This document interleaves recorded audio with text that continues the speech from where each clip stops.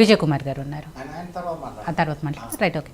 So Vijay Kumar గారు, మీ analysis ప్రకారం ఎలా ఉండబోతున్నాయి అనుకుంటున్నారు పార్లమెంట్ ఎలక్షన్స్? ఎందుకంటే గతంలో బీఆర్ఎస్ అధికారంలో ఉన్నప్పుడే సారు కారు 16 అని వెళ్ళినప్పటికీ 9 సీట్లతో సరిపెట్టుకుంది బీఆర్ఎస్. ఈసారి అధికారం లేదు అండ్ కొంతవరకు నెగిటివ్ ఫలితాలు ఉన్నాయి అండ్ జనాల నుంచి కూడా కొంత వ్యతిరేకత వస్తుంది బీఆర్ఎస్ పార్టీకి. ఈసారి పార్లమెంటు స్థానాల్లో కనీసము 2 నుంచి 3 స్థానాలు కూడా బీఆర్ఎస్ పార్టీకి వచ్చే అవకాశం లేదు అని కొన్ని విశ్లేషణలు జరుగుతున్న పరిస్థితిలో బీఆర్ఎస్ పార్టీ పరిస్థితి ఎలా ఉండబోతోంది అనేది? బీఆర్ఎస్ పార్టీకి సంబంధించినటువంటి చూసినట్లయితే మన అసెంబ్లీ ఎన్నికల్లో అధికారంలోకి రానటువంటి విషయం ప్రజలు ఓడించారు 39 ఎమ్మెల్యేలు.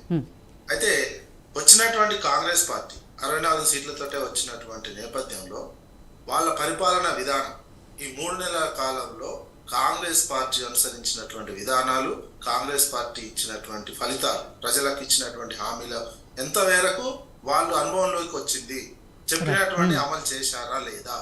మాకు రుణమాఫీ 9వ తారీఖే అన్నారు, అది చేయలేకపోయినటువంటి సిచ్యువేషన్ కనిపిస్తుంది. ఇట్లాంటి అనేక అంశాలు ఇప్పటి వరకు వచ్చినటువంటి ఏ కూడా ఇంకో మార్చ్ మొదటి వీక్లో ఎన్నికల షెడ్యూల్ వస్తుంది. ఎన్నికల షెడ్యూల్ వచ్చేటప్పుడు మార్చి 10వ తారీఖు వచ్చేలోపు దీనికి సంబంధించినటువంటి అన్ని జీవోలు కానీ ఏదైనా వచ్చినట్లయితేనే అది ఇంప్లిమెంటేషన్కి అవకాశం ఉంటుంది. అప్పటికి కూడా కొన్ని కొర్రీలు ఉండే అవకాశం ఉంటుంది. ఇంతవరకు ఏది ఇంప్లిమెంటేషన్ చేయలే, ఏమైనా మాటలతోటి జరుపుతున్నటువంటి వ్యవహారం కనిపిస్తుంది. ప్లస్ ఆ నేపథ్యంలో పార్లమెంట్ ఎన్నికలు జరగబోతున్నాయి. ఈ ఫలితాలు కంపల్సరీ ఈ అనుసరించినటువంటి ఈ 3 నెలల కాలంలో అనుసరించినటువంటి విధానాలే ప్రధానంగా పార్లమెంట్ ఎన్నికల్లో ఫలితాలు చూపించే అవకాశం కనిపిస్తుంది. మీరు అన్నట్టు అసెంబ్లీ ఎన్నికల్లో బీఆర్ఎస్ పార్టీకి వ్యతిరేకంగా తీర్పు వచ్చింది. ఇప్పుడు కూడా ఎన్ని సీట్లు వస్తే ఎవరు అనేది చెప్పలేనటువంటి అంశం.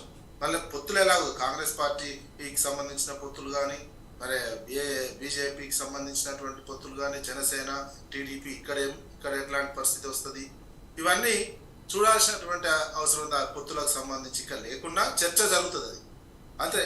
ఈ పార్లమెంట్ ఎన్నికలు ప్రస్తుతం పార్లమెంట్ ఎలక్షన్స్ దేశవ్యాప్తంగా ఎట్లుంది, నరేంద్ర మోడీకి సంబంధించినటువంటి బీజేపీకి ఒక అనుకూలమైనటువంటి వాతావరణం కనిపిస్తుంది. దేశవ్యాప్తంగా కనిపిస్తుంది. దాదాపు అక్షింతలు, రాముల వారి అక్షింతలతోటి ఈ ఎలక్షన్ జరగబోతుంది. దాదాపు ప్రతి ఊర్లలో ఇప్పుడు డిస్కషన్ రాముల వారి అక్షింతలు కూడా వచ్చినాయి అనేది ఒక చర్చ జరుగుతున్నటువంటి అంశం ఉంది.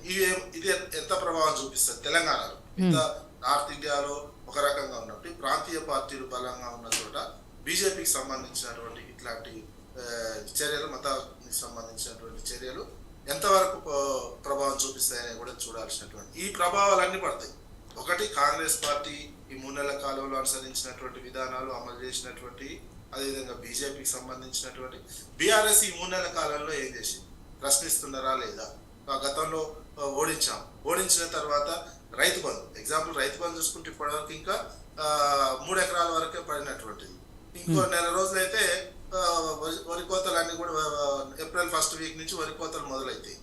పొట్టలోకి వస్తున్నటువంటి అప్పుడే వరికి సంబంధించినటువంటి అయినా ఇప్పటికీ రైతు బంధు పడినటువంటి సిచ్యువేషన్.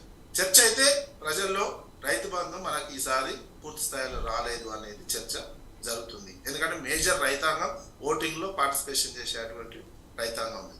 అది కనుక వ్యతిరేకంగా తీసుకుందనుకో, ఓటు టర్న్ అయితే ఈ 3 నెలల కాలంలో అది కనుక ఓటు టర్న్ అయితే రిజల్ట్ మొత్తం మారిపోయే అవకాశం కూడా ఉంటుంది. రైట్. సో రామ్ గోపాల్ గారు, అసెంబ్లీ ఎలక్షన్స్లో బీఆర్ఎస్ పార్టీకి సంబంధించి అంటే తక్కువ సీట్లు రావడానికి, అధికారం పోగొట్టుకోవడానికి కారణము చాలామంది సిట్టింగ్ ఎమ్మెల్యేల మీద అవినీతి ఆరోపణలునే అయినా కూడా కేసీఆర్ గారు మొండిగా వాళ్ళకే సీట్లు కేటాయించడము, దాని ద్వారానే సీట్లు పోయాయి అనే దాంతోపాటు ఏదైతే కాళేశ్వరంకి సంబంధించి అవినీతి ఆరోపణలు, అట్లే కొన్ని పిల్లర్లు కుంగిపోవటం, ఇవన్నీ కూడా కొంత వ్యతిరేక ఫలితాలు ఇచ్చాయి బీఆర్ఎస్ పార్టీకి. బట్ ఈ 3 నెలలు అంటే 2.5 నెలలు అవుతుంది కాబట్టి, రేపు పార్లమెంట్ ఎలక్షన్స్ టైంకి ఇంకొక 3 నెలలు అలా అవుతుంది కాబట్టి, ఈ 3 నెలల్లో బీఆర్ఎస్ పార్టీ ఏం చేయబోతోంది, ఎలా అధికార పార్టీని ప్రశ్నించబోతోంది అనేది బీఆర్ఎస్ పార్టీకి సంబంధించిన గెలుపోవటంలో ఆధారపడి ఉంటాయి. అట్లే కాంగ్రెస్ పార్టీకి సంబంధించి 6 గ్యారెంటీలు ఎంతవరకు అమలు చేస్తుంది అనేది దానికి సంబంధించి.